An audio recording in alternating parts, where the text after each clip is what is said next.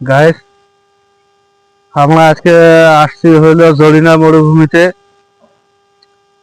এই মরুভূমিতে আজকে আপনাদের দেখাবো কিভাবে জীবন যুদ্ধে বেঁচে থাকতে হয়, জীবন যুদ্ধে কিভাবে প্রাকৃতিক পরিবেশে টিকে থাকতে হয়, আজকে আমি আপনাদের দেখাবো।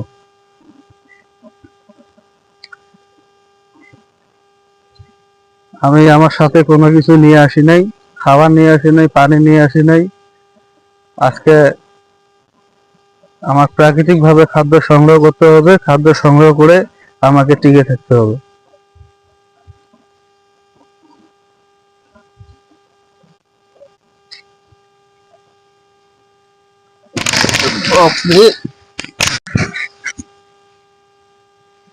শরীর প্রায় কেটে গেছে, জানি না এই জঙ্গলের মধ্যে কি কি লুকিয়ে আছে। আমি শুনেছি এই জঙ্গলে প্রতি বছর 20 থেকে 30 জন লোকের মৃত্যু হয়।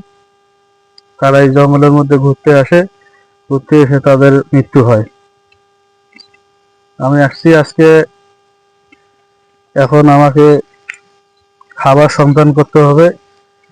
আমার খুব ক্ষুধা লাগছে, কিছু পাওয়া যায় কিনা। এই জঙ্গলে অনেক জীবজন্তু আছে যা মানুষের ক্ষতি করে।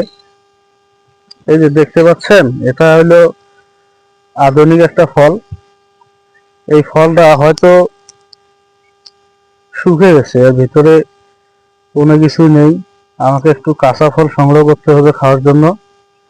ফলটা অনেক সুস্বাদু, আমার শরীরের এনার্জি, প্রোটিন আর হলো মিনারেল, হাইড্রেট যোগাতে সাহায্য করবে।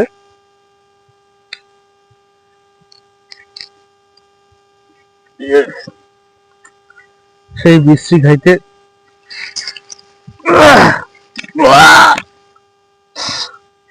তারপরে আমাকে টিকে থাকার জন্য আমার খাইতে হলো। প্রায় সন্ধ্যা ঘনিয়ে আসছে, আমাকে থাকার জন্য একটা বাসস্থান করতে হবে। যে কোনো সময় তুষারপাত হতে পারে। আরে বাপরে, ইস, মনে হচ্ছে কি কামড় দিল।